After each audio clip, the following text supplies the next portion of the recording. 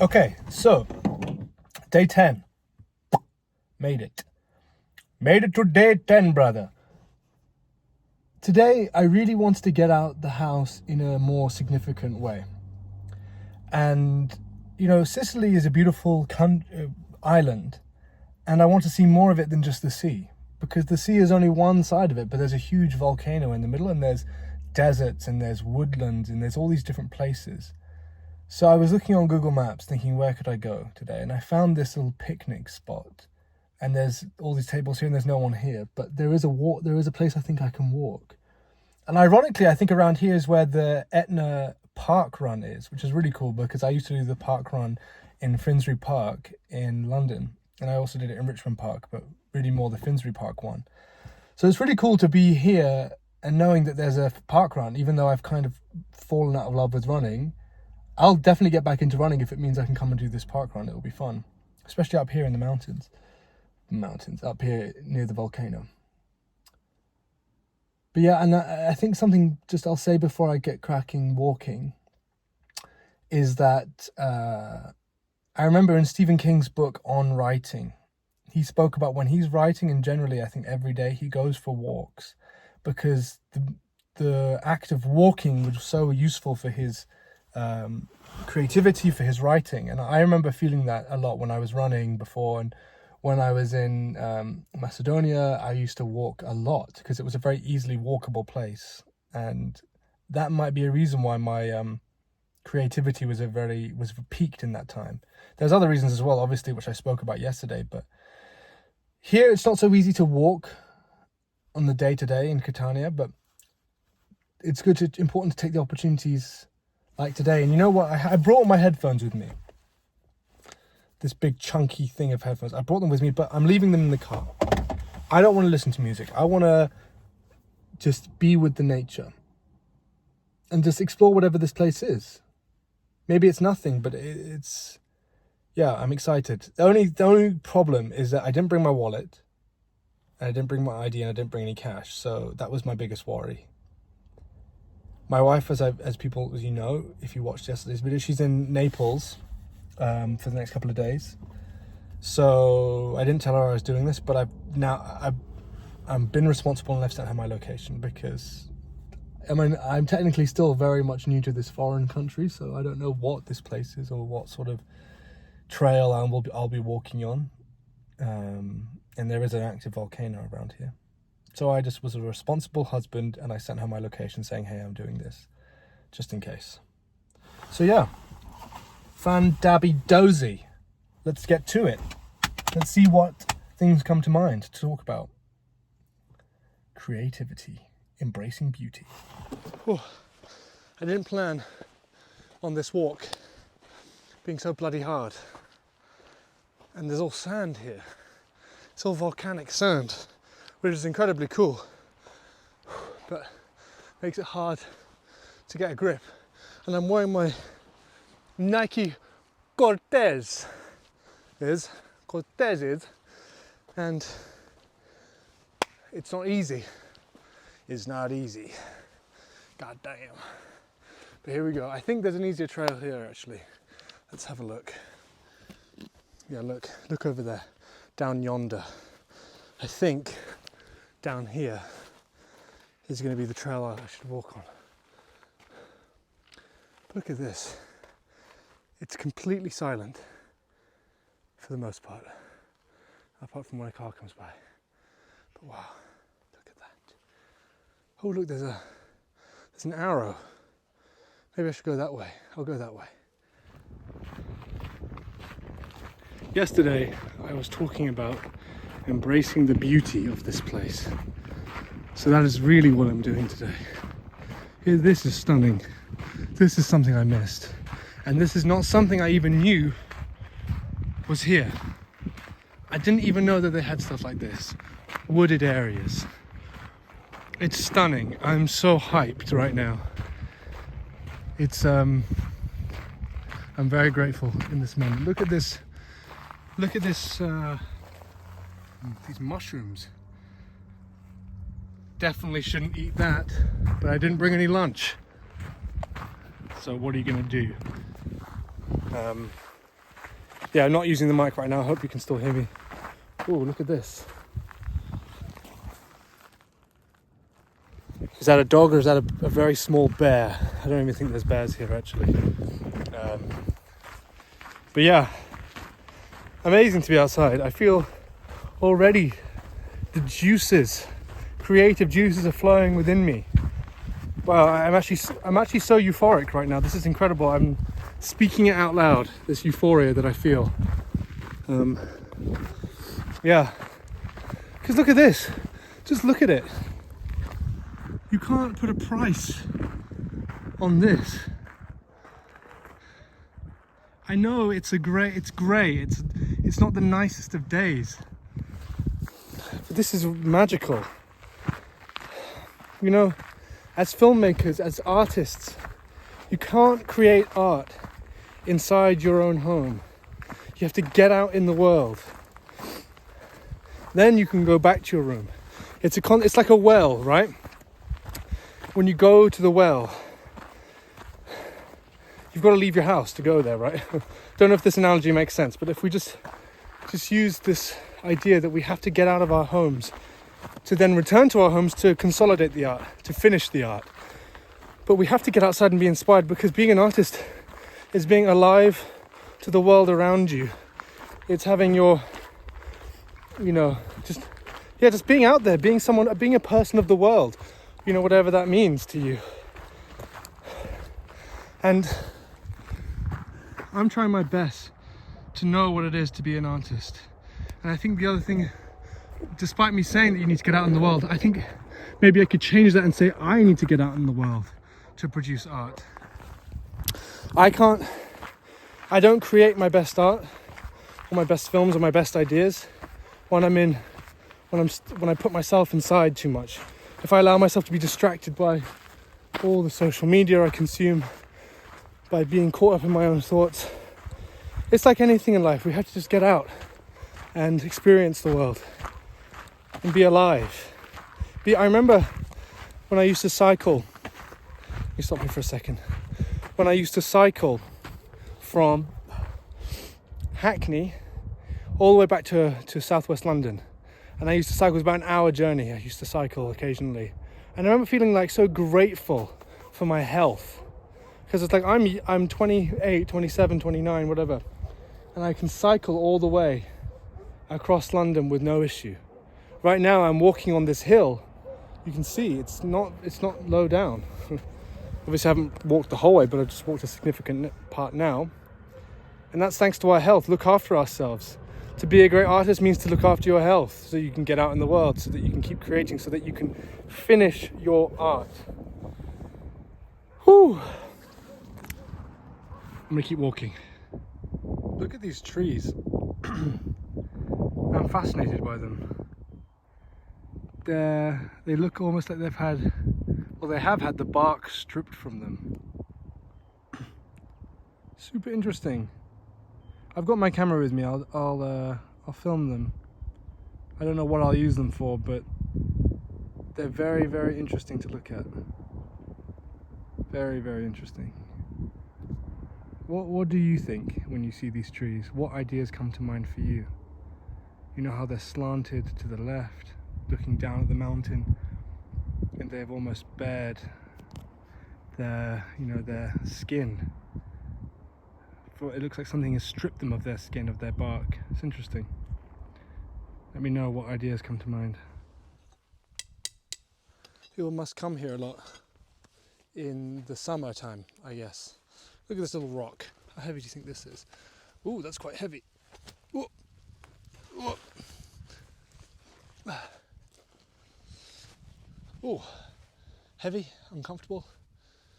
I really picked the wrong day to do this, because yesterday in the gym, I did my legs yesterday and now they hurt.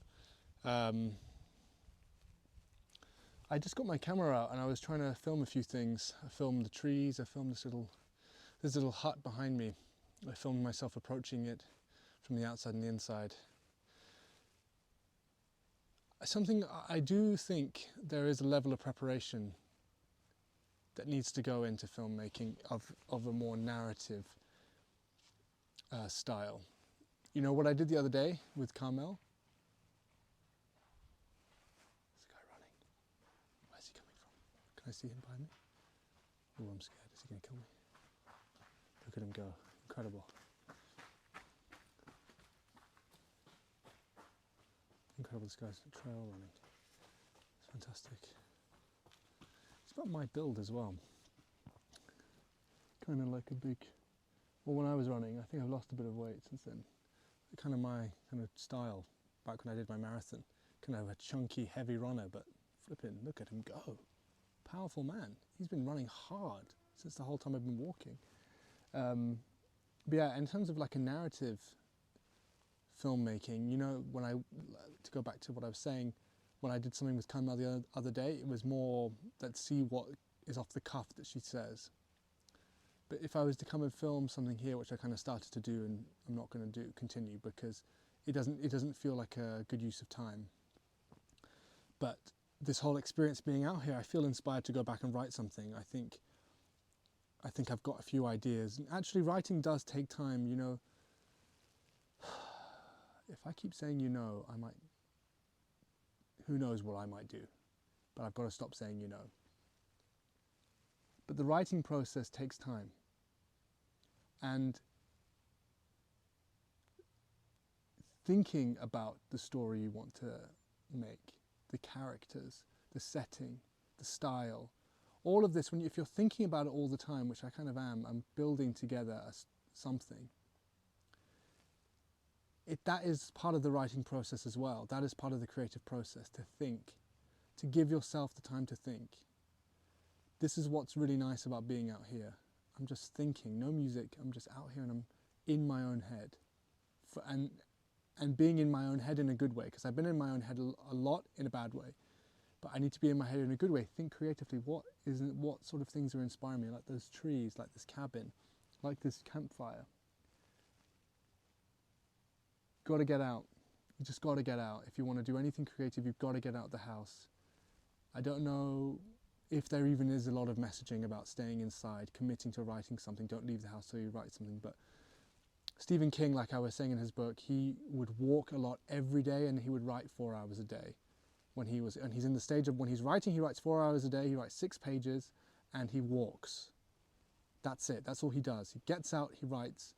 And that's obviously art in the purest form when you get to that sort of level. And he took him a while to get there. That's him in his process now, maybe of the last 30 years, not when he first started. Yeah.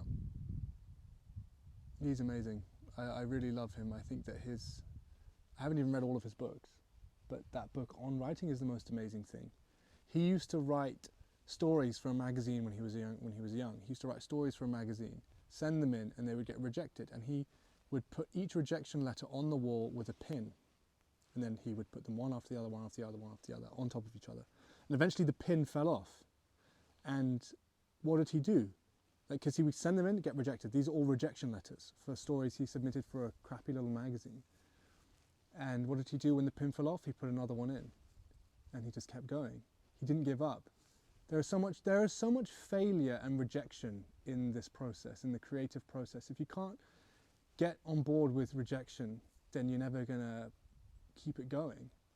And I remember once talking to a guy at an airport who was some filmmaker, and he says, you have no idea how close you are because so many people give up. So many people give up, and if you just don't give up, you're going to make it. And that's always been my mantra. And then eventually what Stephen King would do is he started to get rejection letters which had tips on it and notes saying, look, it's still not right, but try this. Still not, this is the story is not quite what we're looking for, but try this. And then eventually he did it. He eventually got these things published, and it was through his perseverance, acceptance of rejection, not letting getting derailed by it. And, for example, I've made, 10 or 11 short films that I would consider narrative short films, and I've probably received about over 35, 40 film festival rejections. I've never got into a major film festival, and I wear those rejections like a badge of honor on the good days. On the bad days, I'm like, I'm never going to make it. But on the good days, I wear them as a badge of honor because it shows that I'm trying. And that's all this is. You just have to keep trying, and eventually you're going to get there. And eventually I am going to get there, God damn it. It's a symbolic moment for me. You see the cross? I will talk about Macedonia a lot because it means a lot to me. In Skopje, on top of the hill overlooking the city, is Vodno, the mountain. And on top of that hill, there's a cross. So as I was walking up this hill, I was thinking, I am now connecting that cross to this cross. I'm connecting them both in my heart, in my being, creatively. So as I walk up to this cross, it feels very symbolic. Walking up this hill that overlooks, over there, you can't see it because of the fog, but over there is the sea. Over there is where I came from. And this cross looks down on all of us. And though I'm not Christian, it's still a powerful image and a powerful reminder of many, many different things. I think a cross can be powerful for you whether you're Christian, whether you're religious or not. Even me, not a Christian, it's still a striking and powerful image. Much like it was in Skopje. This is a Catholic cross. There was an Orthodox cross. Here I am.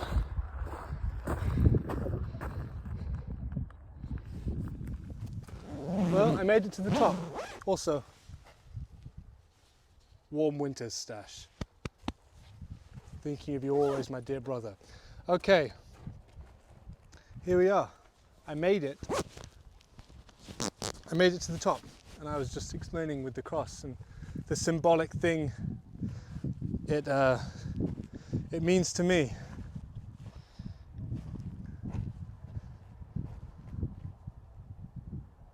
Wow, it's amazing. Getting out the house, doing something, walking, using your legs, one step in front of the other. Creative juices to start to flow. Something I've been thinking about a lot is I just need to write more. I used to write a lot. I've written many scripts, probably 50 in my time. And I remember talking to this director. He went to the home of a famous playwright, and he was helping him move. I think he was just being an assistant to this guy, and he was helping him move out of his workspace. And he went into a cupboard and he found hundreds of scripts. And he said, "Whoa, what are all these?" And he said, "Oh, those are all my bad scripts." Or he said something like, "Oh, those are all the scripts that I didn't turn into plays. They were no good." So I think it just goes back to this Stephen King thought, the same sort of, the things that my own sort of mantra, when it comes to filmmaking, you just make and you create and you write and you film and you do everything and you do it a lot. And eventually this concept, you have something, you throw it at the wall and you see what sticks. What sticks is what you're gonna, throw it. I don't need to explain what that means. Throw something at the wall and see what sticks. The other stuff will fall away, but you still threw it. You still tried. Here, to make anything work here, I'm gonna have to experiment and I'm gonna have to try a lot. And London is not the place for that. They build London up to be this place of extreme creativity, of this place where you can achieve anything. But you know what? It's not for everyone. It wasn't for me. I grew up in London, left, changed as a person. I changed, my sensibilities changed. And when I came back, people still thought I was that same person.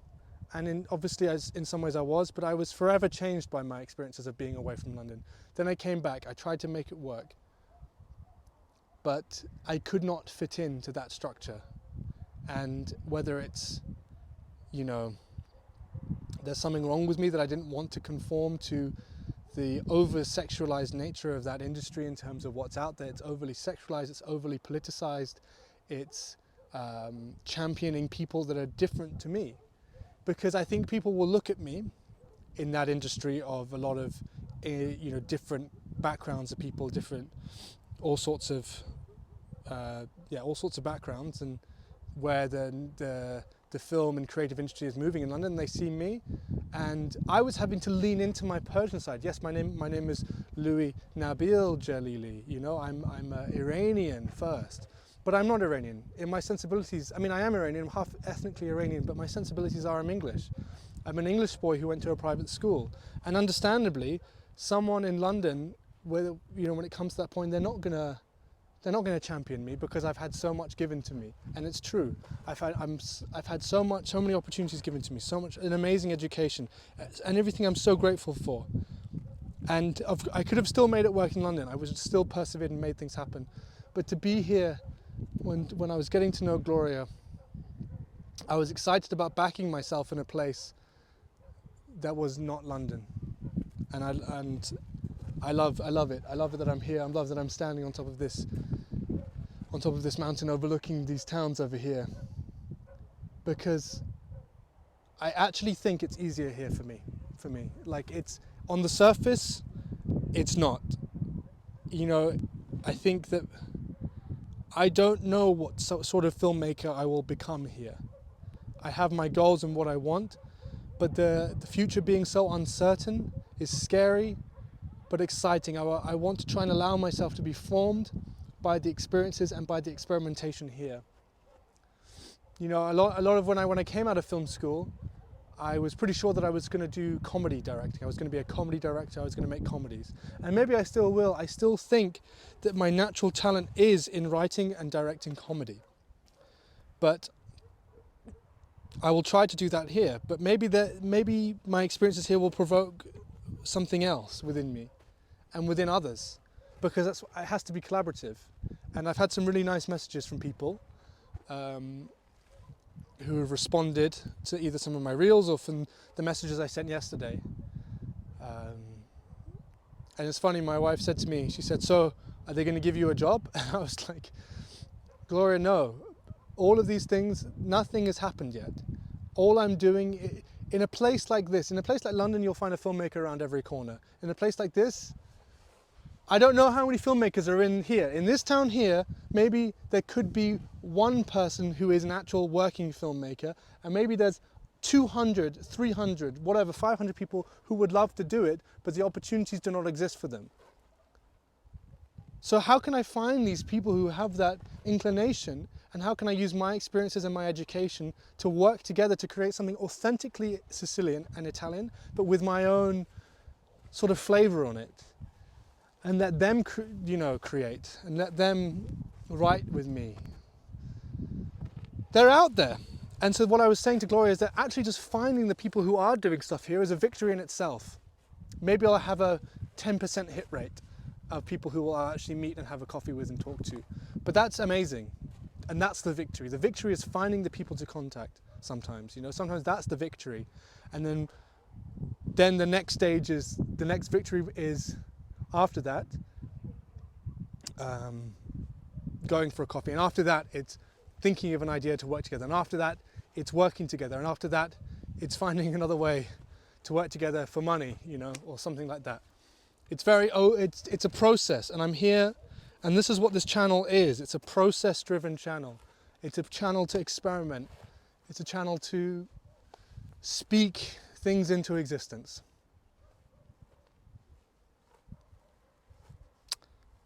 So yeah, I'm hungry. I don't know if I want to say anything more today. If there is something that comes up, maybe I will, but I think I've said enough, and I think I need to use the rest of this walk down this hill just to think. Just to think, reflect, and create action points from this experience. Yeah, that's it for today. What a day. It's 2 p.m. now. I've walked 3 kilometers, wow. And how long have I been walking? I've been walking for an hour and a half. And I reached the top. But I could have done it quicker. I don't know why I'm bragging about how quickly I could walk.